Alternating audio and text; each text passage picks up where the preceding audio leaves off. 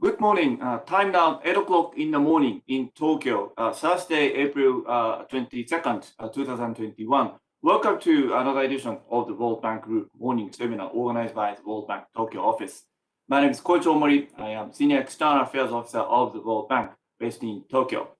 We organize online seminars starting at 8 o'clock in the morning in Japan Standard Time, introducing the latest report presented by the World Bank Group economists and specialists. Every spring and autumn, 6 regional chief economist offices of the World Bank issue the regional economic update report. For the spring 2021, we have already featured East Asia and Pacific, Europe and Central Asia, South Asia, and Africa. This morning, we are shifting to our focus to Middle East and North Africa. Connecting from Washington, we have 2 economists. First, Ha Gwen, Senior Economist in the Office of the Chief Economist for the Middle East and North Africa. Ha, good evening, good morning to you. Good morning, and good morning to Koichi and to everyone participating in the event today. It's my pleasure to be here. Thank you very much. This is your 3rd appearance, and you are now one of the regular speakers in our seminar programs. Second, we have the Rachel Yutin Pan, Senior Economist in the Office of the Chief Economist for Middle East and North Africa. Your first appearance in the morning seminar programs. Rachel, welcome. Thank you very much for joining. How are you? Good morning, Koichi. Thank you for having me here. I'm an economist at the MENA Chief Economist Office. Ohayo gozaimashita. Great. Thank you very much. Okay, so Ha and Rachel are among the co-authors of the latest edition of the Middle East and North Africa Economic Update, subtitled Living with Debt, How Institutions Can Chart a Path to Recovery in the Middle East and North Africa, released on April 2nd. We'll listen to Ha and Rachel presenting the main point of the report in the next 30-40 minutes. Thank you very much also for sending your question in advance.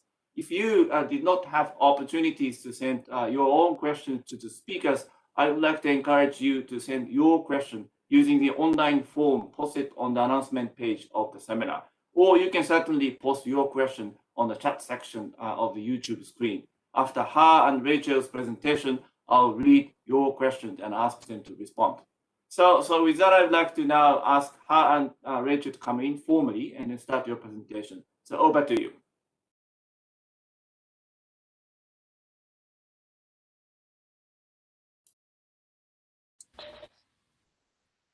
Can you see the slides? Yes, you can see your slide. Okay, perfect.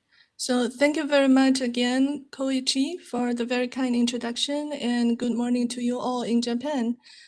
This is my great honor and pleasure to be here, jointly with Ha on behalf of the World Bank MENA Chief Economist Office to present to you our semi-annual flagship report, MENA Economic Update, April 2021. Please allow me to start with a big thank you to the team. We want to thank the team, Roberta, Daniel, Ha, Asif, Claudio, Sultan, for their incredibly hard work in this production. And especially we want to thank Daniel Letterman, our Deputy Chief Economist, for his intellectual leadership. And we want to thank Roberta Gatti, our Chief Economist, for her push for the institutions and transparency angle. You can probably already see from the title, Living with Debt, How Institutions Can Chart a Path to Recovery in the Middle East and North Africa, that this edition includes not only an update of the economic situation of the region, but also some reflections of the role of fiscal policy. And here is our main findings of the report. 1 year ago, the first cases of COVID-19 hit the MENA region, and 1 year later, the region remains in a crisis. The pandemic is forcing economies in the MENA region to borrow a lot. When MENA countries address these immediate concerns of the disaster relief, they need to be aware of the tension between short-term needs and long-term risks of public debt. A balancing act between these two would be essential. So countries are facing tough choices. Public expenditure priorities would depend on the phase of the recovery. In this report, we want to emphasize that In every stage of the recovery, transparency can help chart a path to lasting recovery for MENA. And as our president David Malpass said, sunlight is truly the best remedy. MENA is still in crisis from an economic point of view. You can see on the left-hand side panel is a comparison of growth in GDP levels, and the right-hand side is a comparison of growth in GDP per capita levels. In both charts, the dotted lines represent the forecasts in a no-pandemic world, which is represented by MPO Macro Poverty Outlook forecast in October 2019. And the solid lines represent the latest forecast, 1 year into the pandemic, which is represented by MPO forecast in April 2021. By the end of 2021, GDP level will be 7.2 percentage points below where it was predicted to be in a no-pandemic world. And this gap of 7.2 percentage points is equivalent to $227 billion. This drop results from a GDP contraction in 2020 compared to a positive growth predicted before pandemic. And add up to that, a slower forecasted growth for 2021. This counterfactual comparison is even sharper if we look at GDP per capita levels as shown in the right-hand side, which is a better measure for living standards. By the end of 2021, GDP per capita level will be 7 percentage points below where it was predicted to be in a no-pandemic world. And more importantly, even with the positive growth in 2021, by the end of 2021, the level of GDP per capita will still be 5% lower than its level back in 2019. If we zoom in the loss in terms of GDP per capita, by decomposing MENA into 3 country groups, then the biggest loss compared to pre-pandemic forecast would come from developing oil importers, that's represented by red lines, and followed by GCC countries, represented by blue lines, and other developing oil exporters, represented by gold lines. Again, in both charts, the dotted lines represent the forecasts in a no-pandemic world, and the solid lines represent the latest forecast. The region's oil importing countries entered 2020 with the highest public debt. By the end of 2021, their GDP per capita will be 8.6 percentage points below where it could have been in a no-pandemic world, comparing the red dotted line and the red solid line. This drop results from a GDP per capita contraction in 2020 and a slight recovery in 2021, compared to a 3% growth in both years in a non-pandemic world. And last but not least from this chart, none of the country groups can return to its 2019 level by the end of 2021. Because of that, poverty is rising in the region. In this chart, the black line represents the estimated headcount of poverty, meaning those making less than $5.5 per day in a no-pandemic world. And the red line is the estimated poverty headcount based on latest GDP forecasts. The number of poor people in the region is expected to increase from 176 million in 2019 to 192 million people by the end of 2021. This is an extra 14 million people falling into poverty following the pandemic, all of whom wouldn't have been in poverty if not hit by the pandemic. And noting that this forecast provides only a lower threshold because it assumes that every household is equally affected. Unfortunately, the effect of COVID-19 is not equal to the population, and the poorer side of the population suffers most from the pandemic. One of the many aspects where inequality is in the rise lies in the food price inflation. In this chart, the horizontal axis represents countries in the MENA region, and the vertical axis represent different foods, such as rice, bread, tomatoes, etc. So each little square represents one food in one country. If the square is red, that means the food price is more than 20% more expensive compared to a year ago. The country that's most worrisome in this chart is Lebanon, where prices are almost all more than 20% more expensive compared to a year ago. And for some food, the prices are more than 100% more expensive. Syria, Yemen, Djibouti, Iran are also on the hot spot. Even in Morocco, prices for fruits and vegetables, such as oranges and lettuce, are more than 20% higher compared to a year ago. With MENA remains in a crisis, countries are walking the tightrope of rising public debt. The blue bars in this chart represent median public debt for each of the MENA country groups.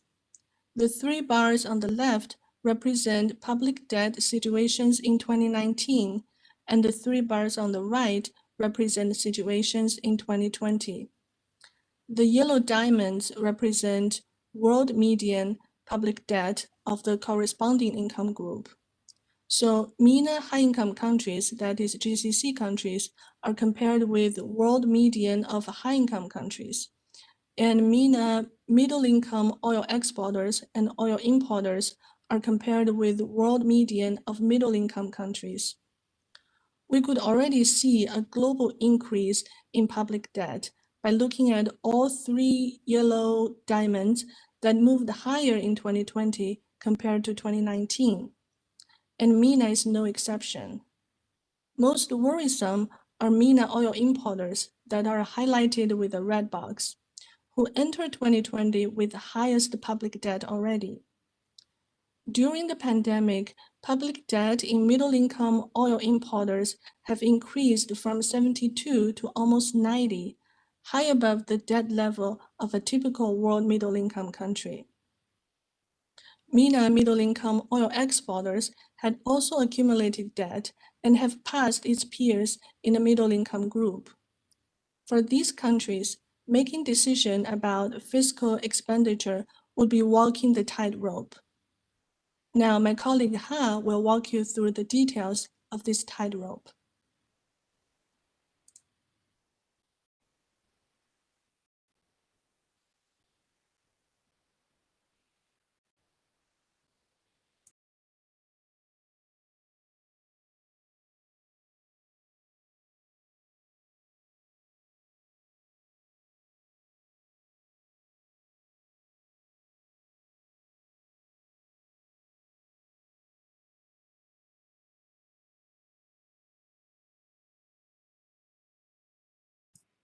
Thank you, Rachel. Thank you very much.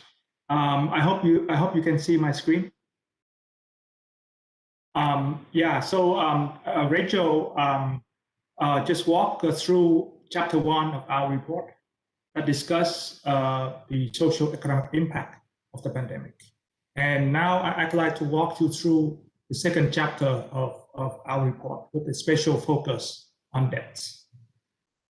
In chapter 2, we first articulate the tensions between short-term needs and long-term risk of public debt in a region that already had high levels of debt before the pandemic. And we call this walking the debt tightrope.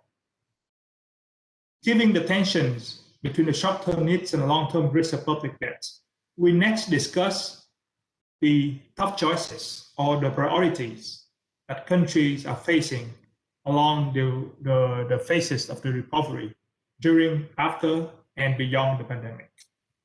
And we highlight the important role of institutions and especially transparency in charting a path to recovery. And you will see that that institution and transparency is a common thread throughout the chapter.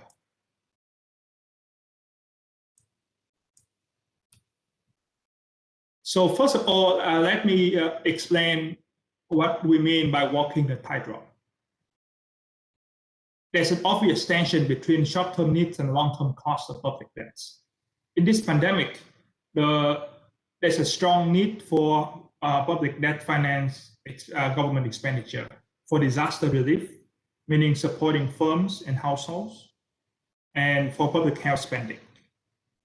While the needs for public debts is undisputed, excessive public debt accumulation carry strong long-term risk and long-term costs. And on the right-hand side, there are a couple of long-term risks that has been documented in the economic literature. The first one is that high long-term debt or high public debt could crowd out private investment as interest rate rises. High public debt could also crowd out public investment because now a larger portion of the budget has to be dedicated to interest payments. So all the public investment priorities, some of which could yield high return or high social return, cannot be fulfilled. And as the cases of countries that went through debt distress, such as Lebanon in our region, higher public debt could lead to macroeconomic vulnerability, rollover risk, and the likelihood of costly debt crisis. So this slide shows the needs of public debts and the needs of public debts in this pandemic, as well as in other episodes of natural disasters. As you can see, this pandemic is similar to a large natural disaster in a fundamental ways that are relevant for policy prescription. And because of these similarities, our report revisits the evolution of public debt and economic growth around large natural disasters. And as you can see on the graph on the screen, where the green line shows the evolution of public debt growth, and the orange line shows the evolution of GDP growth around large natural disasters. So during and immediately after large natural disasters, debt grow faster, more than 2% in disastrous economies than in the control group, which consists of economies and years with no disasters. Growth, on the other hand, plummets during the disaster year at T0, but then recovers in the aftermath of the disaster relative to the control group. So this empirical finding suggests that there seems to be an association between public debt growth and output growth during and after the pandemic, suggesting that there might be a role for public debt in supporting the economic recovery after natural disasters. So this is the short-term needs of public debt. On the other side is potential costs and risks of public debts. And this slide shows an association between high public debts in year 2000 and low growth during the next 2 decades, in 2000 and 2019. And this association is especially clear for developing economies, as you see on you can see the graph on the left-hand side. So the graph on the left-hand side shows developing economies with different debts positions in year 2000, and countries that enter 2000 with high debts, they're in a high debt decile, they typically grow about 1 percentage point lower per year in GDP per capita growth compared to the rest of developing economies for the next 20 years. So although this is just an association, you can see that 1 percentage point per year cost of public debt, this can accumulate a lot for the period of 20 years. Interestingly, we don't seem to see such a relationship for high-income economies. They don't seem to be different in terms of per capita GDP growth in the next 2 decades, no matter what position they were in terms of debts in the year 2000. And this is consistent with the notion of debt intolerance for developing economies that our chief economist Carmen Reinhardt argued in her research. That developing economies tend to have high debt intolerance compared to high-income economies. So the empirical evidence here is consistent with the existing literature on debt intolerance.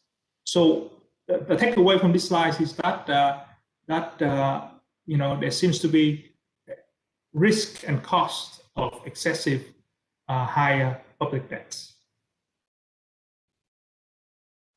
So given the tensions between the short-term needs and the long-term costs or risk of public debt, what can MENA country do to resolve these tensions? In the report, we go into details, the tough choices or the priorities during the phases of the pandemic. So during the pandemic, we argue that public spending is probably best used for disaster relief and public health spending. By saying disaster relief, we mean supporting vulnerable households and firms. And this is also true because traditional aggregate demand stimulation might have little effects on output, because as long as the risk of COVID-19 remains. Simply because people might be reluctant to go out to consume or to engage in their normal economic activity when they fear for their safety. The second bucket of spending that we argue is investment in public health, first to save lives.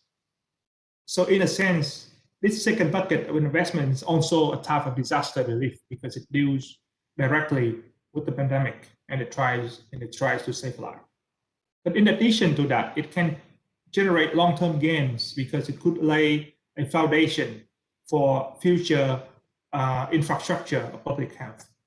Investment can include disease surveillance and data transparency, testing and contact tracing, and vaccination campaigns. In addition to saving lives and generating long-term gains, we show that public health surveillance can actually reduce the short-term economic cost of the pandemic. And as you can see, the chart on the right-hand side. So let me walk you through this chart. It shows a partial correlation between COVID test positivity rate, which is on the horizontal axis, and GDP downgrade, which is on the vertical axis. A higher COVID test positivity rate imply a relatively uncontrolled pandemic. So countries with low test positivity rate seem to do better in terms of controlling the pandemic, and that's a reflection also of their disease surveillance and contact tracing. And as you can see in this graph here, countries with lower test positivity rate seems to have lower GDP downgrade, implying a lower cost of the pandemic.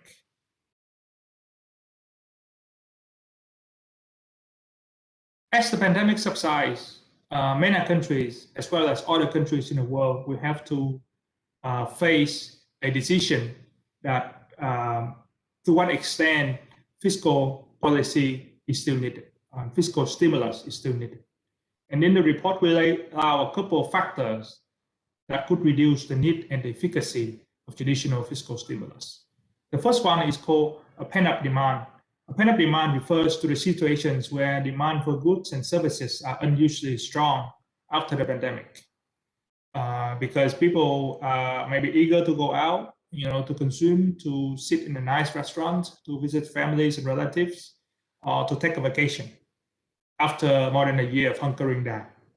So this pent-up demand can raise GDP without fiscal stimulus. But it's important to note that the extent of the pent-up demand depends on the belief of consumers, for example, foreign tourists, that the pandemic is truly over.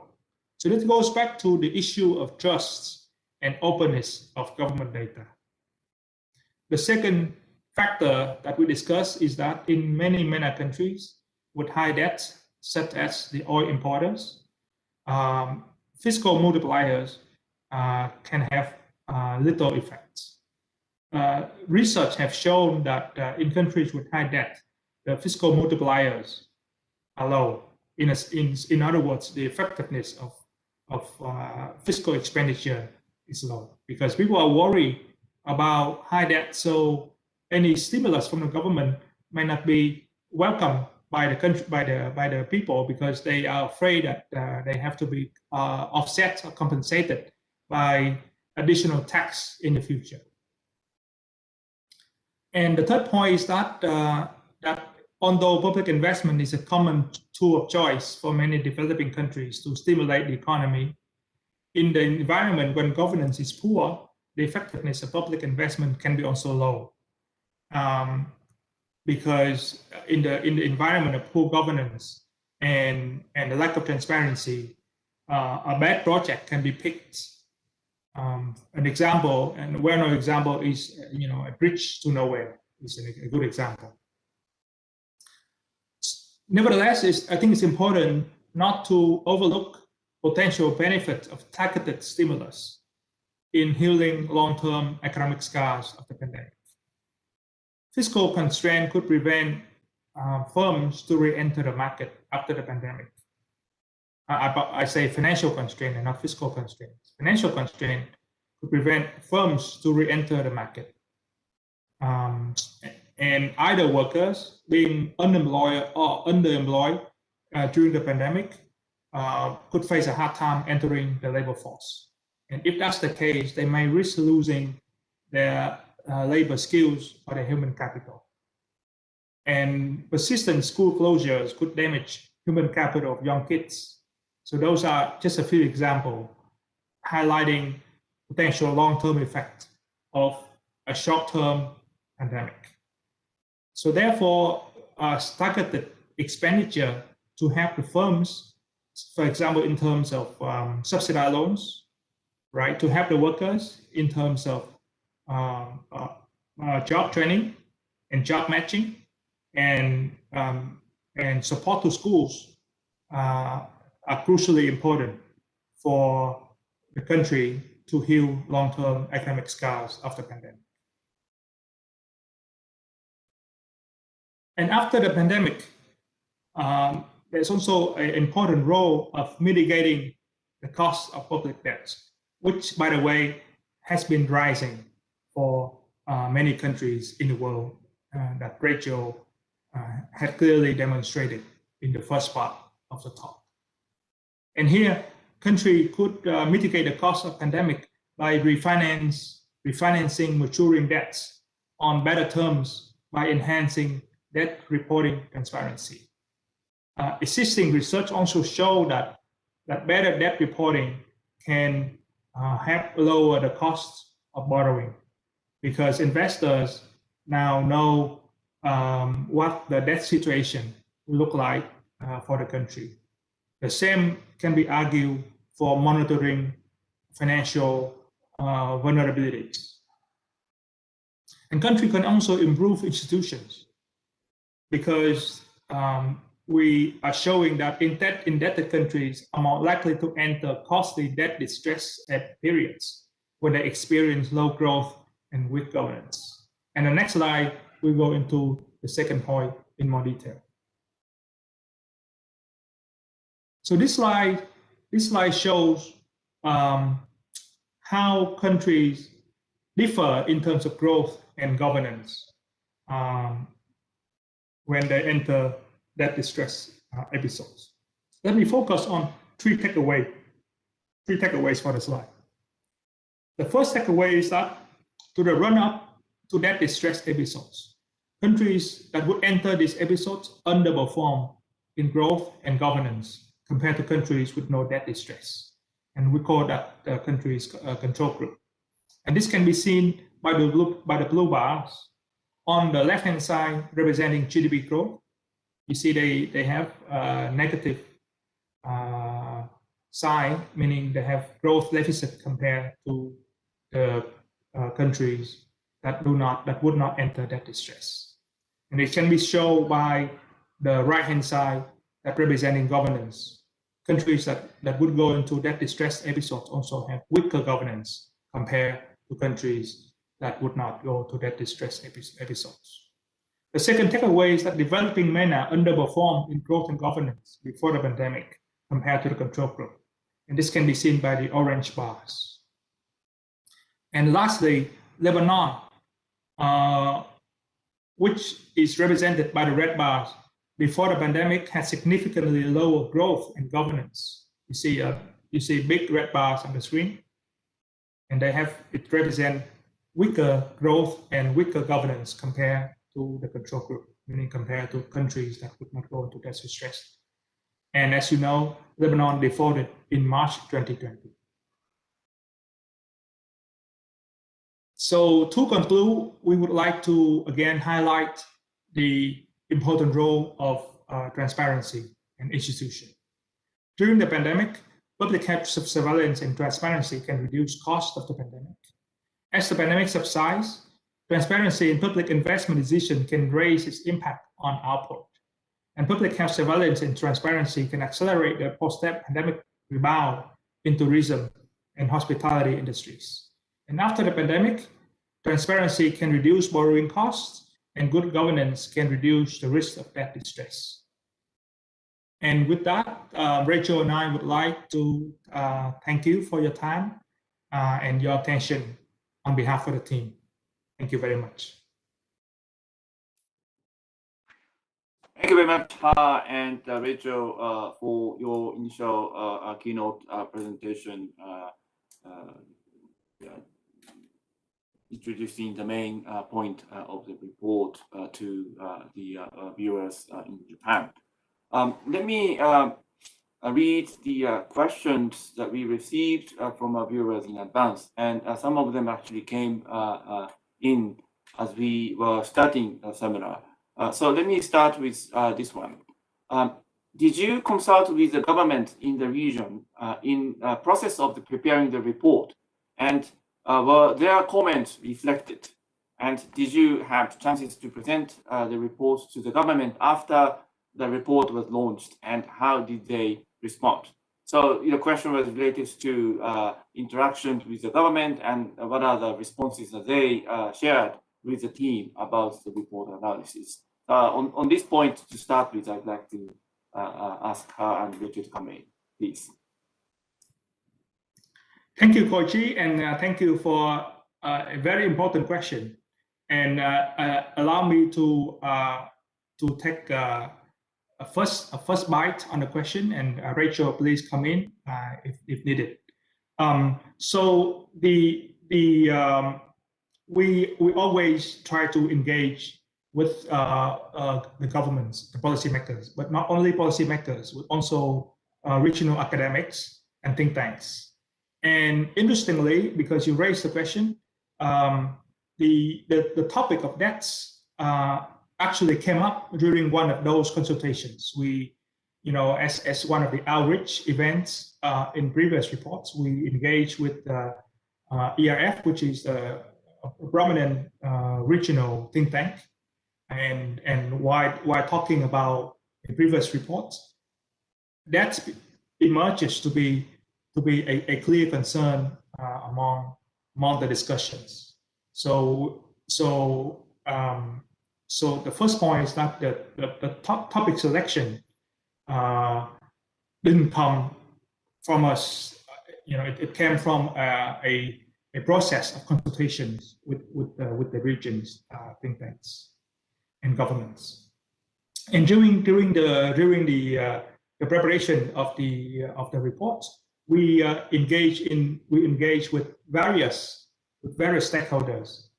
Many of them are within the bank. We talk to country economists, and the bank macro country economists are based in the country, so they themselves have frequent interactions with governments.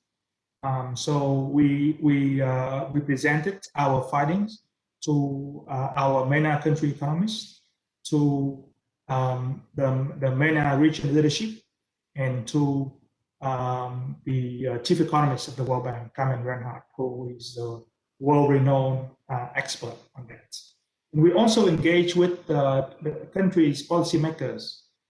In this case, we presented some early findings to the conference organized by the vice governors of Arab central banks. So I think the consultation process is a very important part of the report.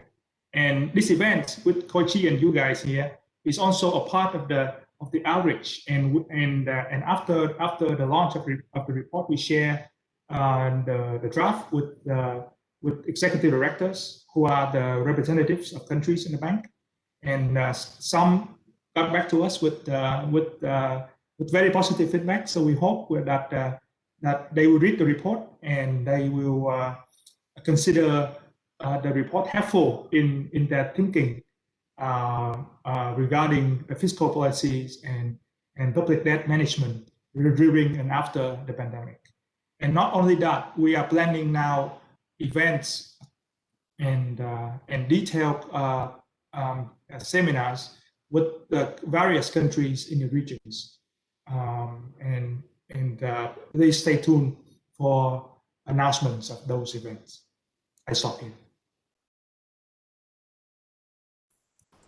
That's very comprehensive. I don't have much to add. Thank you. All right, great. Then, next difficult questions will come to Rachel then. All right, let me continue to read the question. The latest to Lebanon, which we received before the seminar. So you sort of touch upon this topic already, but I just wanted to ask read this question. On the appendix table B1, Lebanon, Iraq, West Bank, and Gaza are dropping in real GDP growth in 2020 by minus 20.3, minus 11.9, minus 11.5, respectively.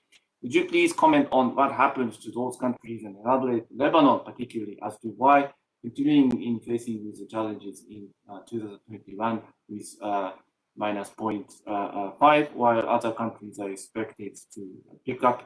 Of course, you talked about it already, but particularly you can just elaborate a bit more on what these future perspectives we would have on the country.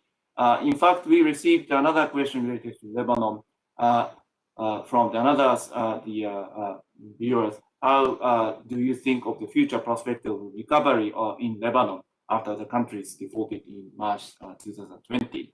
So that's a Lebanon question. And let me read one more question from the same viewer. How is the way that the MENA countries improve the public debt reporting borrowed from China? So if you can touch upon the debt and China as a donor, that would be appreciated. And we have several more questions that we received, so we continue having more discussion. So I'd like to ask her and Rachel to come in. Thank you. Thank you, Koichi. So let me start with West Bank and Gaza, and then Iraq, and then Lebanon. So West Bank and Gaza had actually a successful containment of the COVID-19, the first outbreak in the spring. And then the second and third waves have been more challenging. So the decline in economic activities since March 2020 had been severe and broad. The fiscal position has also worsened.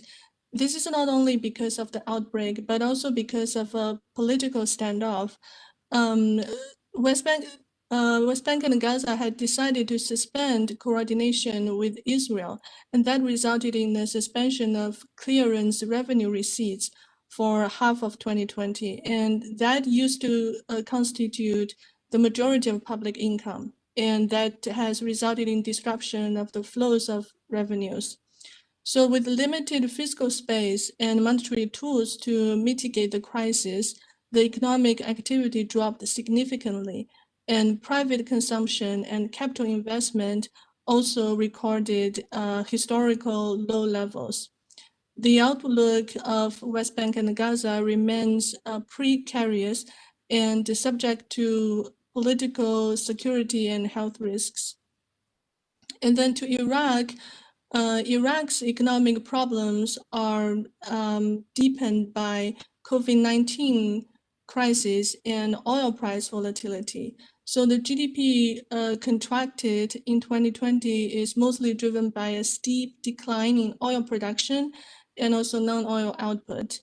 To be more specific, growth was driven down by depressed global oil demand because of the pandemic, and also because of OPEC production cuts agreement that led to a contraction in oil GDP. And the non-oil economy has also experienced a contraction because of the lockdown due to COVID-19. So that also battered domestic demand, with tourism and the services sectors suffering the most. Iraq's economic outlook would depend on the evolution of COVID-19 and the global oil market's prospects. And for Lebanon, so even before the pandemic, Lebanon was already suffering from severe economic depression. And after it's hit by the pandemic, the country is now hit by financial crisis, COVID-19, and you all know the port of Beirut explosion. So real GDP contracted by 20% in 2020. High frequency indicators has also shown a substantial contraction in economic activities. The PMI index, which captures private sector activity, has been around 40 in 2020. So as long as this indicator is less than 50, it represents a contraction of activity. And if it's been 40 throughout 2020, it means it's been contracting all the way down. And it's the lowest since it was first published in 2013.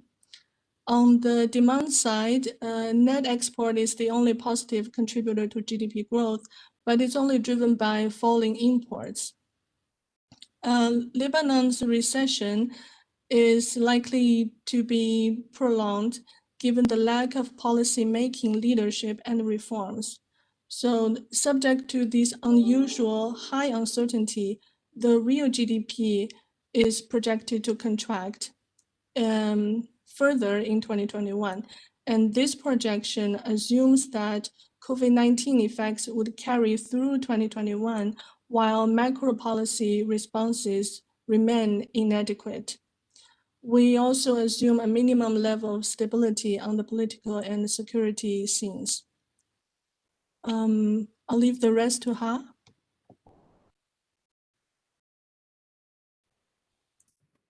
Thank you, Rachel. I'd like to take the debt reporting question. So as you know, China, is emerging as an important lender for a lot of developing countries, via Belt and Road Initiative, as an example. But it's important to note the challenge here, because China is not a member of the Paris Club yet. So, if you were a member of Paris Club, you are required to report your lending to other countries. China, given its new emerging status, is not yet a member of Paris Club, so it doesn't report its debts, and I think that's the key challenge. Which requires, I think, long-term work between the international community with China in terms of reporting its lending. So that's on the lender side. On the debtor side, many developing countries, borrowers from China for common cases. State-owned enterprises. So, and many MENA countries do not report debt for state-owned enterprises. And as you can see in the table in our report, appendix table B5, many MENA countries do not report their debt categories, especially with the state-owned enterprises. So I think that's the first step with that MENA countries should report debts for state-owned enterprises. This has a challenge, of course, because of the weak governance of these state-owned enterprises itself, but also the concern of disclosure that many countries might have. So I think if we can make this step, then disclosing debt owed to China would be easier. So I stop here. Thank you. Thank you very much, Ha and Rachel, for your responses. Let me continue reading the question that we received in advance.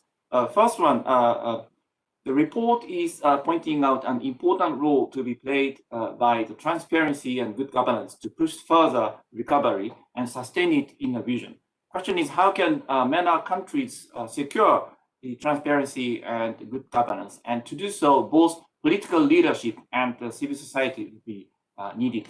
How can we help the government incubate the inclusive civil society, and what does the World Bank do in this regard? So this is a bit difficult, tough question, but the question related to how can we help the region in incubating the civil society as a very important element to keep the transparency and good governance. So that's one. And then let me continue to read one more question that we received in advance. It has shown that the economy and debt burden have been impacted by armed conflict and natural disasters.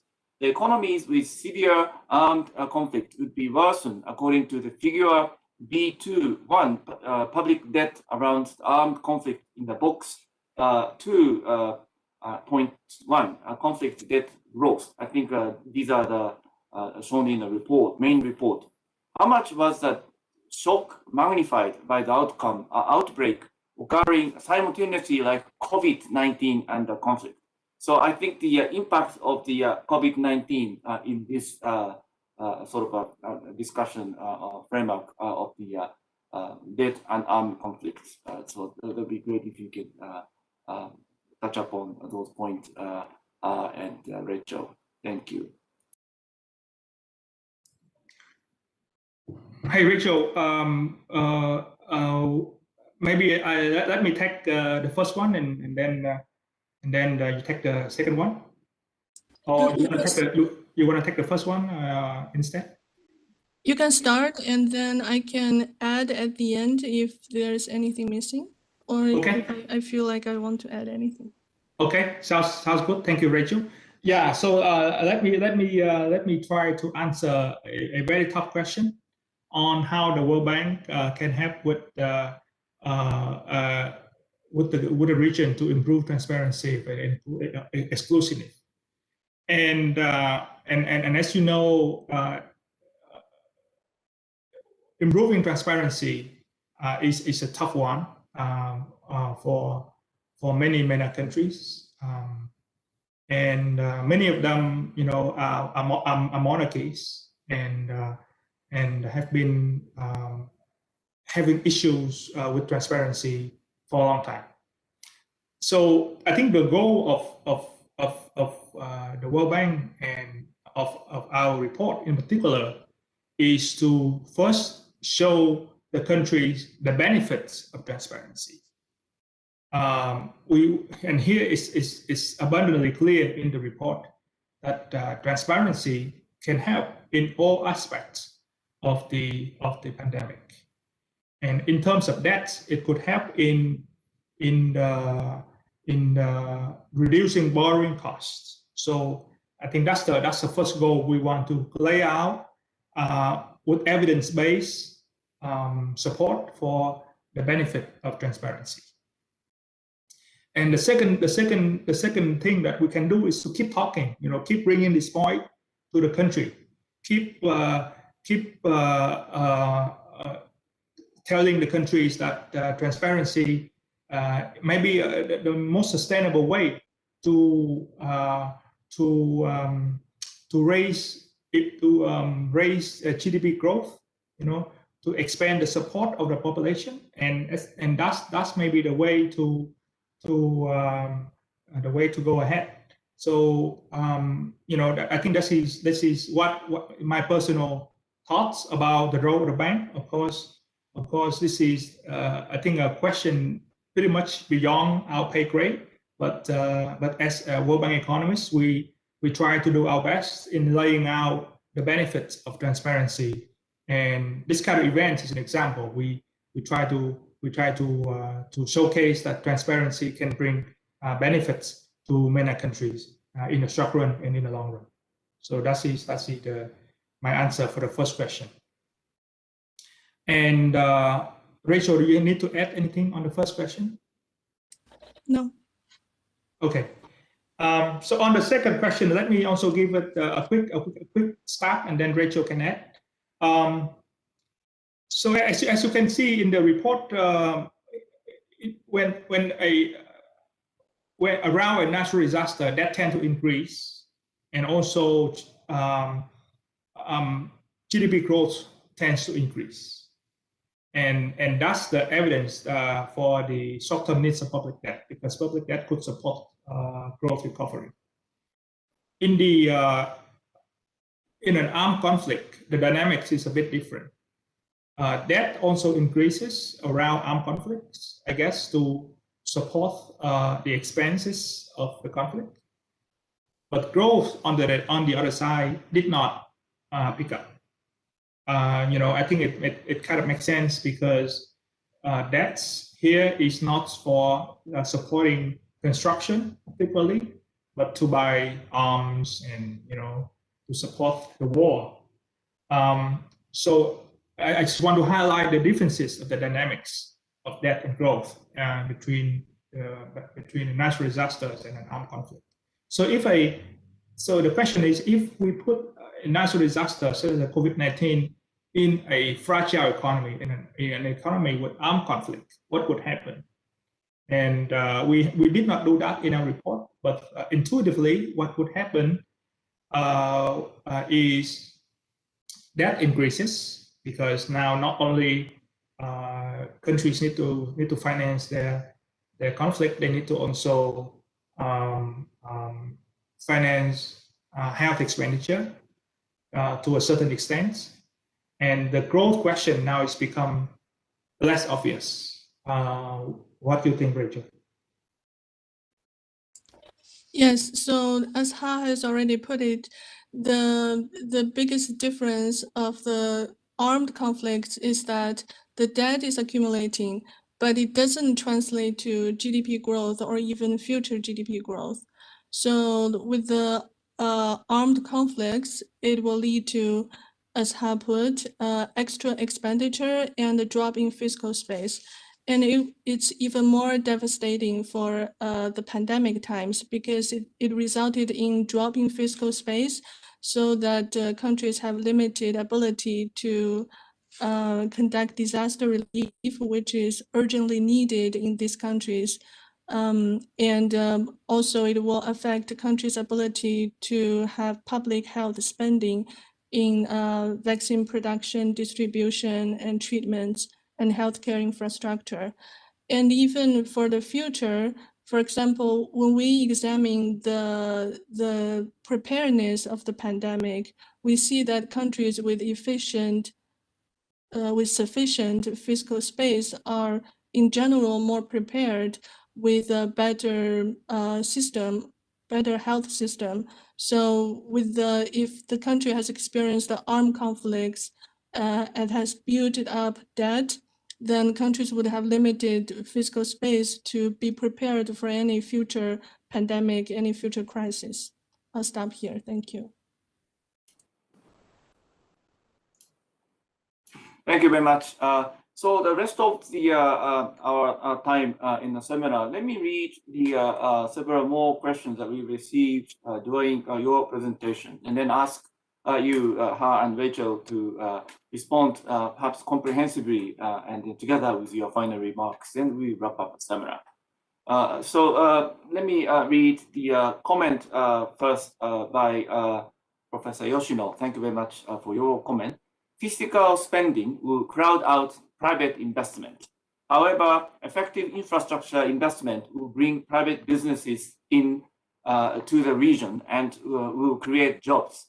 Would the World Bank screen good infrastructure versus inefficient infrastructure? So the crowd in will be pursued. Not only infrastructure, but also other government spending could bring crowd in if government spending will be well implemented. So that's the comment by Yoshino-sensei. Thank you very much for your comment. A question from Fukunaga-san. Thank you very much. You mentioned refinance maturing debt on more favorable terms by enhancing debt reporting transparency. Could you assume that refinancing is possible in a situation where debt sustainability is difficult? So that's a question and comment from Fukunaga-san. Thank you very much. One more point from Shimamoto-sensei from Kyoto. Thank you very much. How do you foresee, aside from physical measures, chances of economic recovery initiated by the private sector inflow, if any, to the MENA oil importing countries?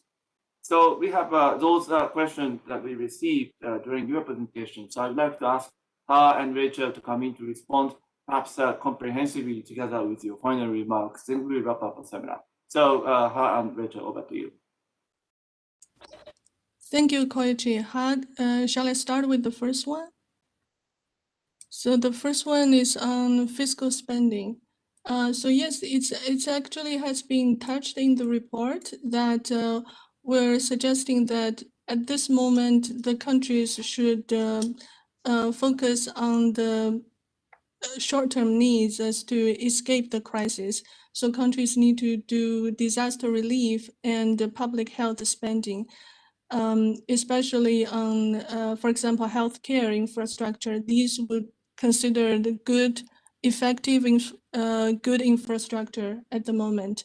And then as recovery progress, countries need to safeguard the recovery in the sense that because of the extremely limited fiscal space, countries have to be very wise and very picky on infrastructure investment. So when recovery progress, countries need to scale back the targeted support, but invest more on training skilled workers, hiring subsidies to incentive employment, and then in the long run to invest in the future. So yeah, these are what we suggest regarding good infrastructure at the moment. I'll stop here. Yeah, thank you, Rachel. I'd like to add that yes, in principle, good infrastructure investment can ground in, and that's also a traditional proponent for public investment, especially in recession. But in the report, we also highlight the role of institution and governance around the decisions of the public investment. So I think it boils down to whether the country can pick a good public investment project, and I think that's the key question. And Rachel has discussed that question. The second question is regarding whether we can assume refinancing is possible in this situation. So the answer is, as you can see in the report, countries did continue to borrow internationally during the pandemic, although some with higher costs. So Egypt, for example, pay about 5 to 8% coupon rate for their borrowing. But the refinancing is still possible. It's going to be difficult to say that after the pandemic and with the expected rise of interest rates, whether country could continue to roll over their debts. That's going to be super interesting to watch. But that uncertainty brings us back to the issue of how countries can compete for funding after the pandemic, and it again emphasizes the point on debt reporting transparencies as one way to reduce the cost of borrowing. Another way to do that is to lay out a long-term plan of fiscal spending and growth, so investors can credibly access the fiscal plan and the output plan, so they can continue to fund refinancing in the future. And the third question, so aside from fiscal measure, is there a chance of economic recovery initiated by private sector? And my personal view, and Rachel could disagree with me, my personal view is that the private sector is facing a really tough time during the pandemic, especially in the MENA region, where many sectors are either in the tourist industries or face-to-face services, and they need a lot of support from the government. So the role of the government is even more important in this time. Not to mention that the government has a deciding role in controlling the pandemic in terms of disease surveillance and conducting contact tracings and rolling out vaccination campaigns. So those activities cannot be done by private sector. So without proper handling from the government in terms of pandemic control, it's going to be impossible to get out of the pandemic. So I think first and foremost is the important role of the government in control of the pandemic, have the entire population vaccinated, and then support the private sector to overcome the tough times. Feel free to add. Agree. Okay, thank you very much, Ha and Rachel, for your responses and also the presentation. Thank you very much for connecting us this morning from Washington, D.C. Once again, that was Ha Gwen, the senior economist, and Rachel Yutin Fang, economist, both from the Office of the Chief Economist for Middle East and North Africa of the World Bank. Thank you very much. Thank you, Koichi. And again, it's our pleasure to be here. Looking forward to the next events. Great. Thank you, Koichi. Arigato. Thank you very much. Okay, so we have another morning seminar this week. Tomorrow, Friday, April 23rd at 8 a.m. in Japan Standard Time, we will feature the newest edition of the Commodity Market Outlook, just issued on April 20th in Washington, D.C., which actually was yesterday in Japan time. Please check our website for details of this seminar, as well as other upcoming online seminars. With that, I would like to once again thank everyone to watch the seminar. Stay safe, stay healthy. See you, in fact, tomorrow. Thank you very much.